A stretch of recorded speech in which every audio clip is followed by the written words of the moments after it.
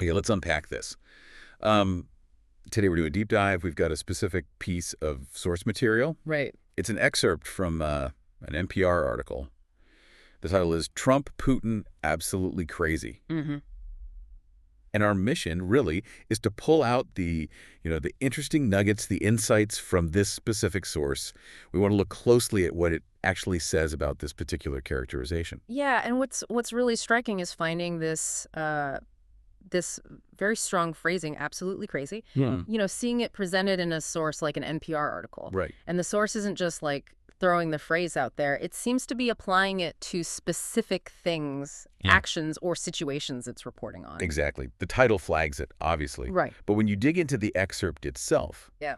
well, the article seems to connect this description directly to, for instance, maybe some kind of specific policy move it mentions. Yeah, Or perhaps like a particular public statement that's reported in the piece. that's it. The source seems to use absolutely crazy to convey a feeling of, well, maybe unpredictability, or perhaps shock among observers, a real departure from the norm, all surrounding those specific events that it details. It's presenting the phrase as a descriptor, but one tied to reported behaviors. Okay, so the key thing from the source isn't just that it uses the phrase, No. but what it's using it to describe. It's sort of painting a picture, isn't it? Yeah, A definitely. picture of, say, a certain decision-making style, or maybe a particular diplomatic approach.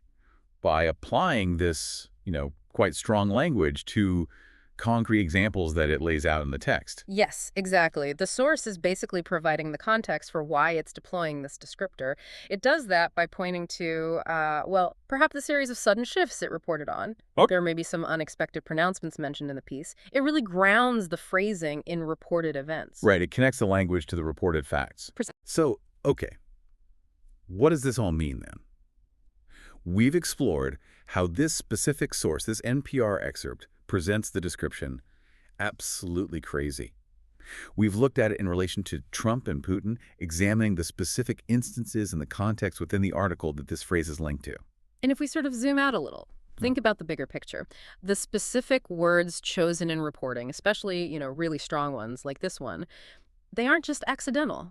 They're often tied quite deliberately to particular actions or observed patterns that the source wants to highlight. They act almost as a commentary, don't they? A commentary on the reported events themselves. Yeah, that makes sense. Okay, so here's where it gets really interesting, I think. Yeah. Thinking about how sources like this one use these powerful specific descriptors, but tie them to reported events.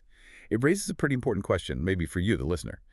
How does reading or hearing such specific language, even when it is tied to reported facts within an article, how does that potentially influence your interpretation? Yeah, you understand. Your understanding of the figures involved, or the international dynamics being described? How do you process that framing? Exactly. Definitely something to think about.